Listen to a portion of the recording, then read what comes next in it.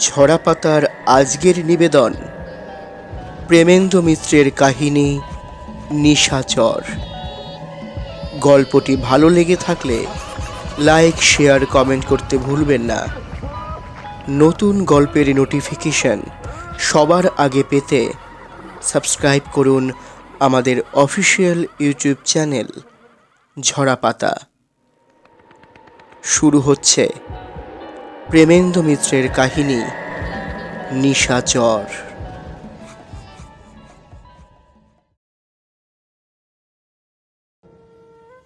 10 বছর আগে বাংলার দুটি স্বামী স্ত্রীর সাধারণ একটি দাম্পত্য কলহের যা নিদারুণ পরিসমাপ্তি ঘটেছিল তার কথাই বলি।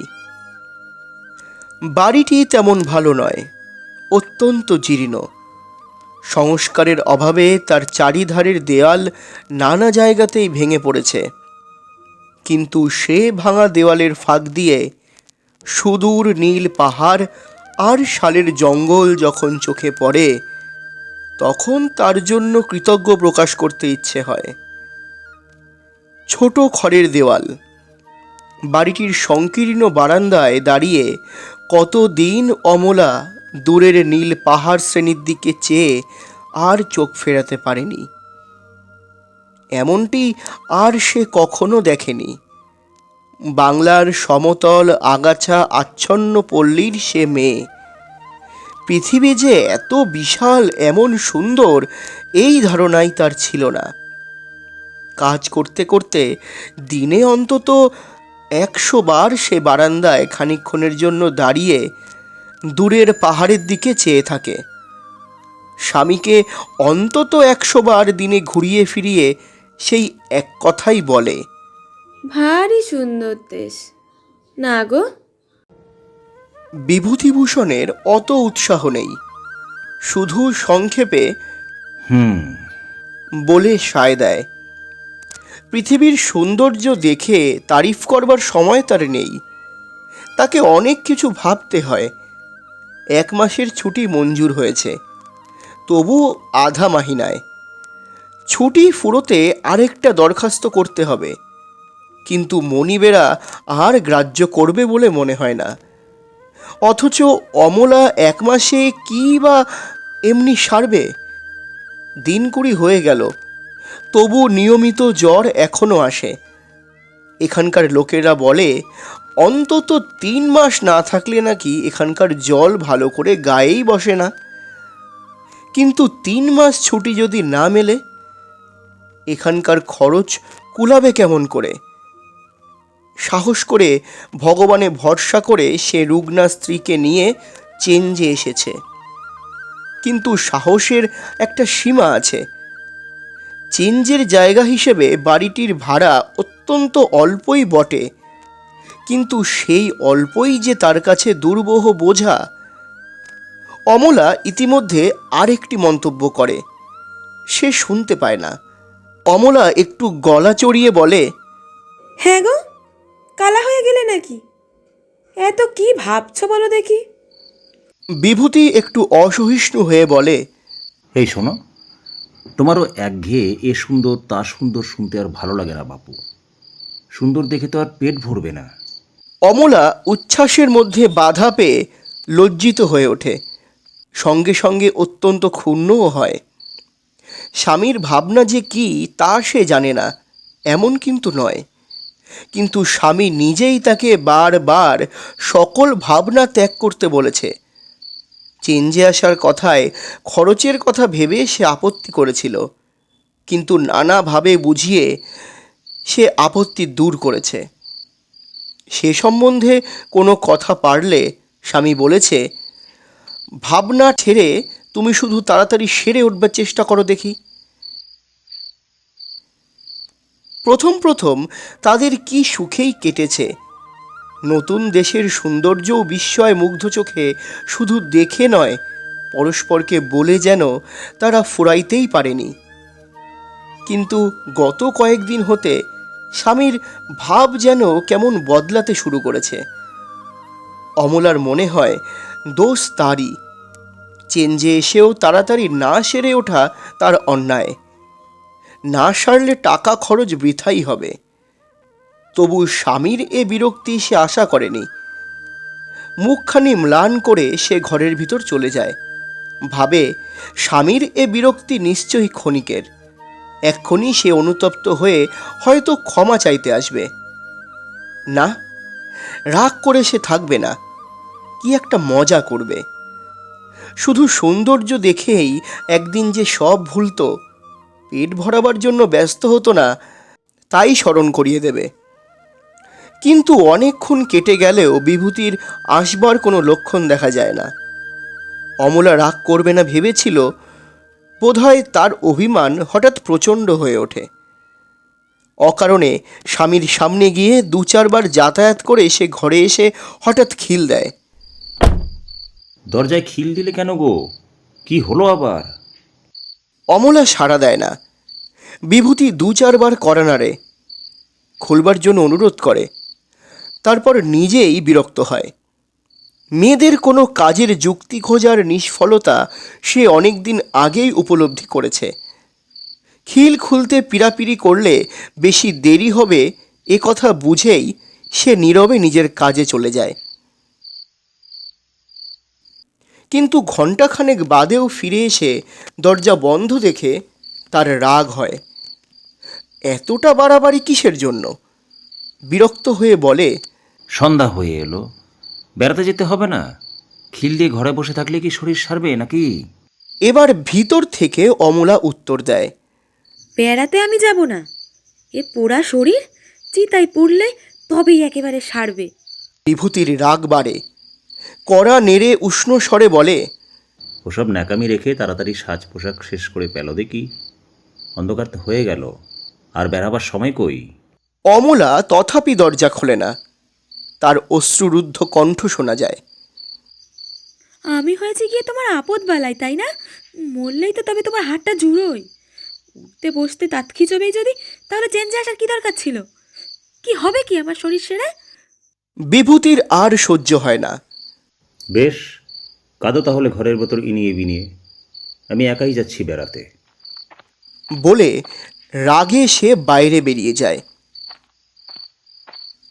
বেড়াতে অবশ্য তার ভালো লাগে না। বাড়ির অদূরেই একটা পাথরের ওপর বসে মেয়ে জাতের এই অবুঝ অভিমানের কথাই সে ভাবে। এত রাগারাগি করবার মতো সে কি বলেছে? আর যদি একটা রূঢ় কথা বলেই থাকে, তার জন্য কি সন্ধ্যাটা মাটি করতে হয়? আর কটা দিনই বা আছে। এখানের প্রত্যেকটা দিন যে তাকে কি মূল্যে কিনতে হয়েছে সে ভালো করেই জানে। এই কটি দিনের ওপর সে ভরসা করে আছে। অমলার জ্বর সারানো চাই। তার ভেতর এই মূল্যবান দিনের একটা নষ্ট হয়ে গেল ভেবে দুঃখের আর সীমা থাকে না। কে জানে কতটা উপকার এই দিনেই হতে পারত। হয়তো কাল আর জ্বর আসতো না। অন্ধকার থেকে সে বিষণ্ণ মনে বাড়ি ফিরে আসে। অমলা ঘর থেকে বাইরে বেরিয়েছে। বেড়াতে না যাক, উনুন ধরিয়ে রান্না চড়াতে সে ভোলেনি। বিভূতির রাগ পড়ে তখন ক্ষোভ জন্মেছে। কাছে গিয়ে সে অত্যন্ত স্নেহের স্বরে বলে, মিছিমিছি রাগ করে আজ বেড়ানোটা কেন নষ্ট করলে বলো দেখিনি? তুমি ভারী অবুঝ। অমলা কিন্তু ফোঁস করে তিক্ত কণ্ঠে জবাব দেয়, যাও তো, আর সোহাগ করতে হবে না। নিজে বেরিয়ে এসেছে তো, তাহলেই তো হলো তোমার। বিভূতি আঘাত পেয়েও হেসে স্নিগ্ধ স্বরে বলে, বাবারে, এখনও রাগ যায়নি তোমার? তোমার ভালোর জন্যই তো বলছি লক্ষ্মীটি। রাগ করে শরীরের ক্ষতি এমন করতে আছে? অমলা রেগে বলে, আমার ভালো তো তুমি খুব চাও। চেঞ্জে আনতে করা টাকা বেশি খরচ হয়েছে বলে বুকটা একবারে টনটন করছে, তাই না? উঠতে বসতে খালি মুখ নাড়া দিচ্ছে আমাকে। অন্যদিন হলে এর চেয়ে অনেক বেশি হয়তো বিভূতি সহ্য করত। হয়তো আর একবার মান ভাঙাবার চেষ্টা করলেই সব গোলমাল মিটে যেতে পারত। কিন্তু আজ তার হঠাৎ রাগ চড়ে যায়।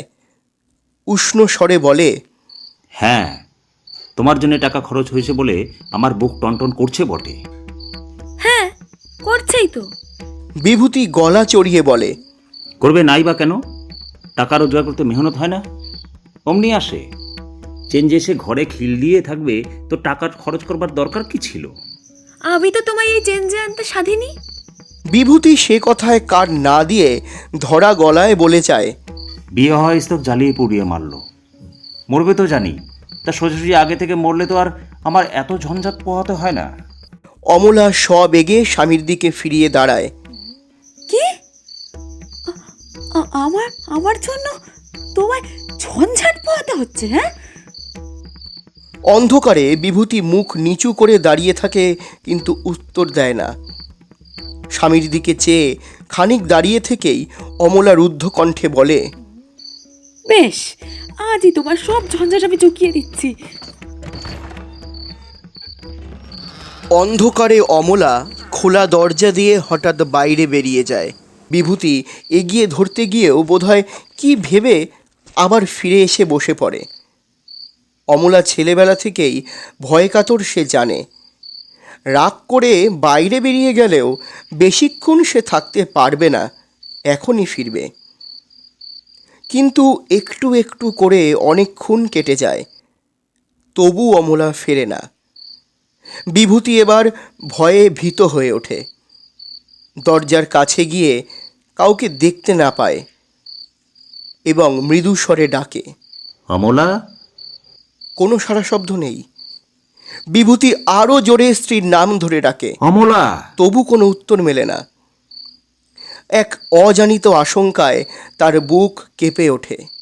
ঘরে এসে লণ্ঠনটা জ্বালিয়ে সে দ্রুত পদে অমলাকে খুঁজতে বেরিয়ে যায়। নিস্তব্ধ অন্ধকার রাত্রি, তারই মাঝে সুদূর পথে থেকে বিভূতিভূষণের ব্যাকুলতার আহ্বান শোনা যায়, অমলা।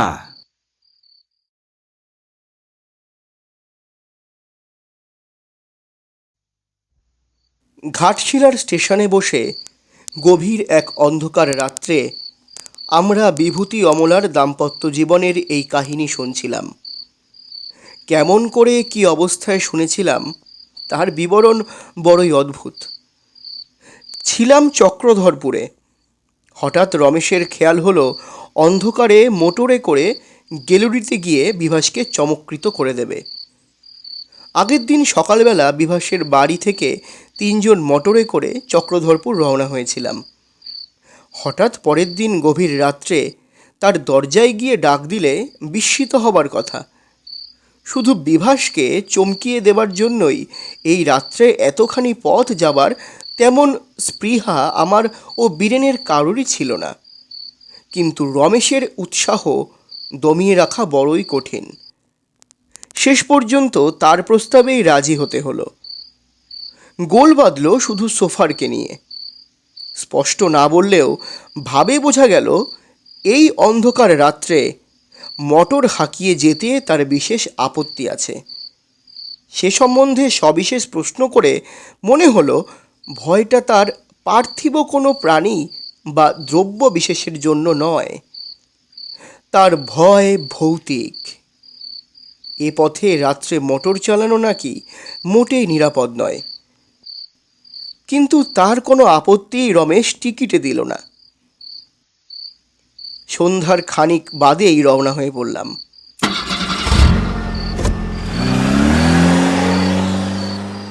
পরিষ্কার সোজা পথ, গাঢ় অন্ধকারের ভেতর দিয়ে আমাদের প্রখর হেডলাইট সে পথ ভেদ করে চলেছে। মনে হয় যেন অন্ধকারের ভেতর থেকে আমাদের আলোর পথ প্রতি মুহূর্তে আমরা সৃষ্টি করে চলেছি। যে বেগে মোটর চলছে তাতে পৌঁছাতে অতিরিক্ত দেরি হবার কথা নয়। রমেশ পাটা সামনের সিটের ওপর তুলে দিয়ে আরামে মাথা হেলান দিয়ে বলল, কি আরাম বলো দেখি। অন্ধকার রাত্রে মোটর চলবার মতন মজা আছে আর, বিশেষত এমন পথে। বীরেন বলল, কিন্তু কি ভয়ঙ্কর অন্ধকার বলো দেখি। মনে হয় যেন আমাদের হেডলাইটকে সবলে ঠেলে এগুতে হচ্ছে। রমেশ কি বলতে যাচ্ছিল, কিন্তু বলা হলো না। হঠাৎ সার্চ লাইট নিভে গেল, আর সেই মুহূর্তেই মনে হলো আমাদের চারিধারে অন্ধকার যেন ওত পেতে বসেছিল। আলো নিভতেই একেবারে সবেগে ঘিরে ধরল। বীরেন বলল, এ কি? সোফার গাড়ি থামিয়ে নিয়ে বলল, কি জানি, বুঝতে পারছি না। তার কণ্ঠস্বরে সম্মানের চেয়ে ভয় ও বিরক্তির পরিচয় বেশি পেলাম। দুধারে ঘন জঙ্গল, তার মাঝে সেই নির্জন পথে অন্ধকারে শুধু দেশলাইয়ের আলোক সম্বল করে সোফার অনেকক্ষণ হেডলাইট জ্বালবার বৃথা চেষ্টা করে অবশেষে বলল, না, এ আর জ্বলবে না। তাহলে উপায়? গাড়ির অন্য আলো জ্বলবে মনে হচ্ছে, কিন্তু তাতে পথ ভালো দেখা যাবে না। রমেশ বলল, তাই জেলেই চলো, এখান থেকে আর ফেরা যায় না। তাই হলো। মোটরের সামান্য আলোয় যে দুর্ভেদ্য অন্ধকার যতটুকু দূর করা যায় তা করেই আবার অগ্রসর হতে শুরু করলাম আমরা। আলোর জোর নেই, সুতরাং গাড়ির বেগ একটু কমিয়েই চলতে হলো। বীরেন বলল, পথ চিনে ঠিক যেতে পারবে তো? প্রশ্ন সকলের মনেই উঠেছিল। সোফার বলল, তা কেমন করে বলি বাবু, একবার মাত্র এ পথে এসেছি, তাও দিনের বেলায়। তার গলায় বিরক্তির স্বর এবার স্পষ্ট, কিন্তু তখন তা লক্ষ্য করবার সময় আমাদের নেই। আমি ভীতভাবে বললাম, কিন্তু পথ ভুল হলে এই অজানা জায়গায় কি উপায় হবে বলো তো?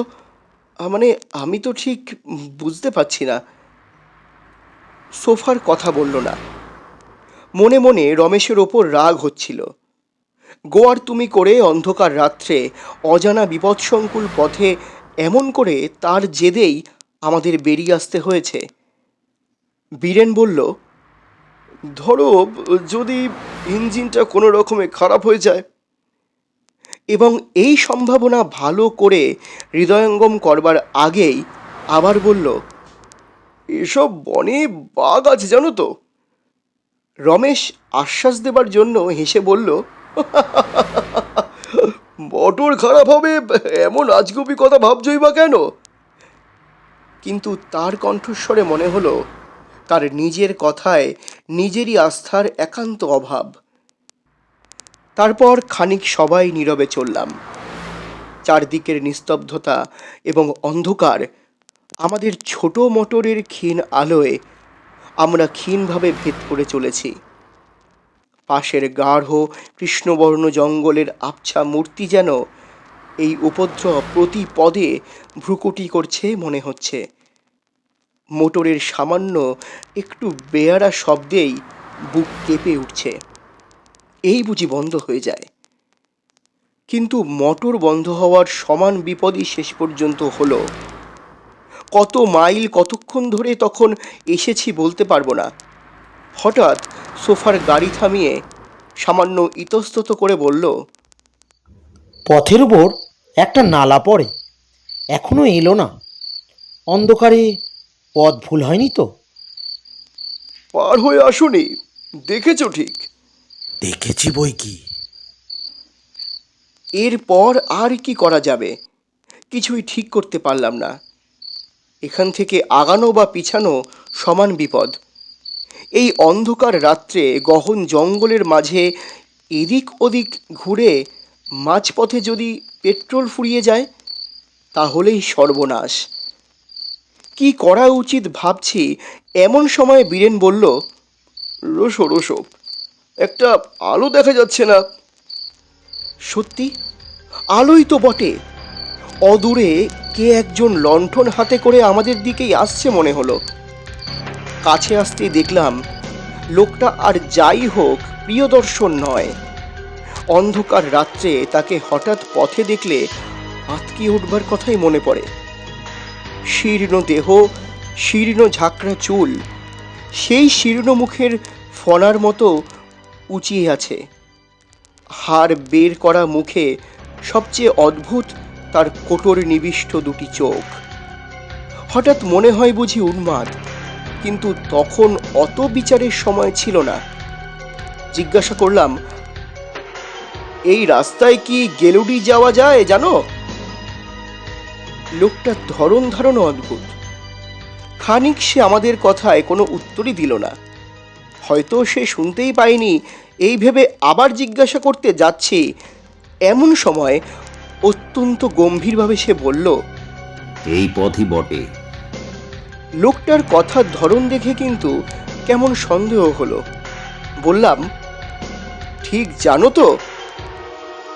এতক্ষণে সে অত্যন্ত তীক্ষ্ণ দৃষ্টিতে আমাদের পর্যবেক্ষণ করতেছিল।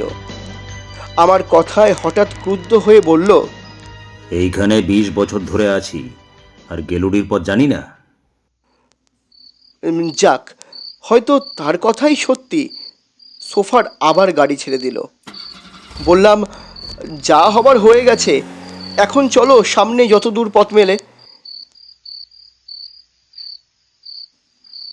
বহুক্ষণ, প্রায় ঘন্টা দুয়েক হবে এইভাবে চলবার পর এক জায়গায় এসে আমাদের ঠেকতে হলো। সামনে পথ দ্বিধাবিভক্ত হয়ে চলে গেছে। সোফার বলল, কোনটায় যাব বুঝতে পারছি না। এবার সমস্যা সত্যিই দারুণ। দুটো পথই যে ঠিক নয় এটুকু বোঝবার জন্য বেশি বুদ্ধির দরকার নেই। কিন্তু কোন পথে যাওয়া যায়? গাড়ি থামিয়ে আমরা সেই তর্ক করছি, এমন সময় বীরেন বলল, না, বিধাতা আমাদের সহায়, ওই আরেকটা আলো দেখা যাচ্ছে, দেখো। এবারেও একটা লোক আলো নিয়ে আসছে আমাদের দিকে। বটে, এই জঙ্গলের মাঝে মানুষ থাকতে পারে ভাবিনি। এবারের লোকটা কাছে আসতে সোফারি তাকে পথ জিজ্ঞাসা করলো।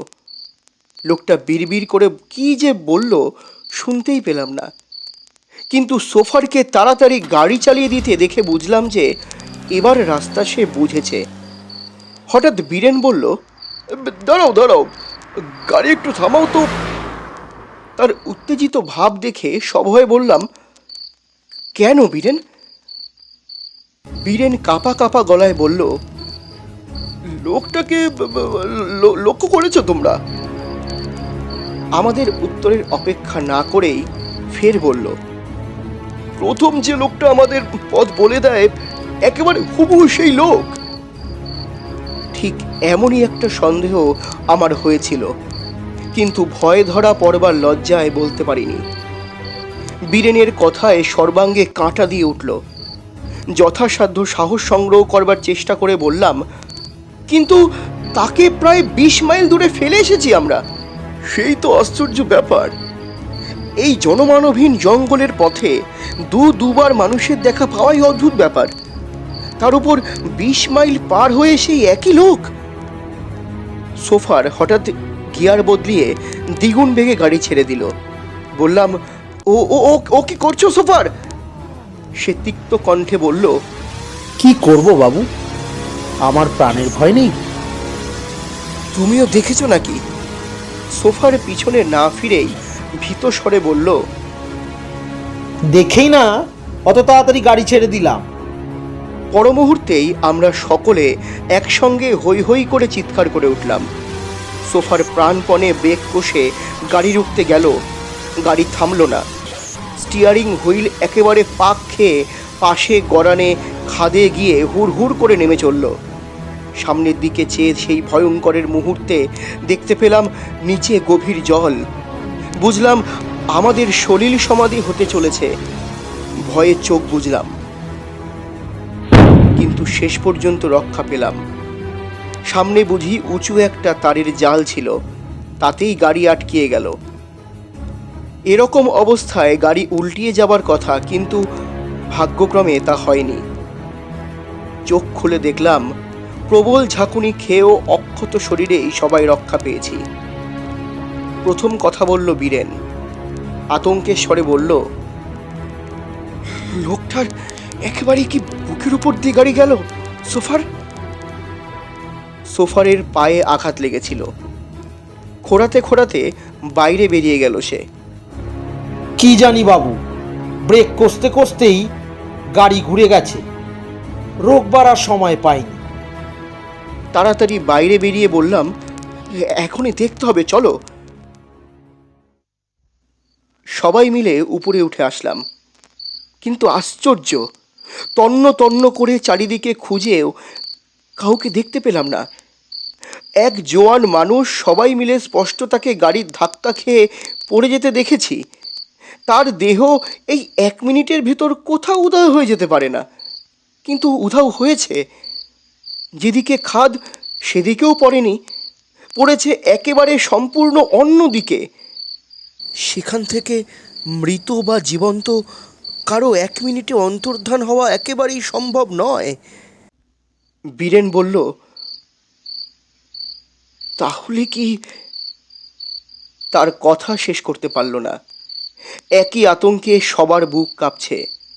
বললাম, ও মোটরাজ আর আর ওঠানো যাবে না, চলো সবাই মিলে এগিয়ে যাই।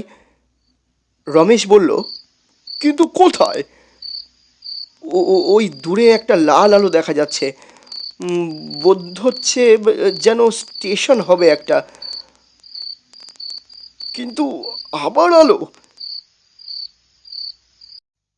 সেদিন অনেক হয়রানির পর অবশেষে স্টেশনে পৌঁছলাম। পথ ভুল যে কতখানি হয়েছে স্টেশনের নাম দেখেই বোঝা গেল। গেলুড়ি আসতে একেবারে ঘাটশিলা এসেছি। গভীর রাত্রি। স্টেশনে তখন এক টেলিগ্রাফ মাস্টারই জেগেছিলেন। লোকটি অত্যন্ত ভদ্র। আমাদের সাদর অভ্যর্থনা করে আশ্রয় দিয়ে বললেন, আজকের রাতটা এখানেই থাকুন, কাল আপনাদের মোটর তোলবার ব্যবস্থা আমি করে দেব। ঘুমাবার ব্যবস্থা এক প্রকার তিনিই করে দিয়েছিলেন, কিন্তু তখন আর ঘুমাবার প্রবৃত্তি নেই। তাকে সমস্ত দুর্ঘটনার কথা সবিস্তরে বললাম। ভদ্রলোক গম্ভীর হয়ে বললেন, আপনারা জানেন না তাই, নইলে এ অঞ্চলে সাহেব সুবরাও রাত্রে ও পথে মোটর নিয়ে বেরোয় না। আপনারা তবু প্রাণে বেঁচেছেন। 5-6টা মোটর লোকজন সমেত এই রাত্রে আশ্চর্যভাবে চুরমার হয়ে গেছে। কিন্তু কি ব্যাপার মশাই? শুনি মোটরের ওপরেই তার যত আক্রোশ। সারা রাত নাকি অমনি লণ্ঠন নিয়ে এ পথে ও পথে ঘুরে বেড়ায়। কে? সিগন্যালের মশাই ধীরে ধীরে বললেন, 10 বছর আগে এখানকার একটি লোক রাত্রে তার স্ত্রীকে খুঁজতে বেরিয়েছিলেন আর বাড়ি ফেরেননি। তারপর একটু থেমে বললেন, ওই পথেই সে মোটর চাপা পড়ে মারা যায়।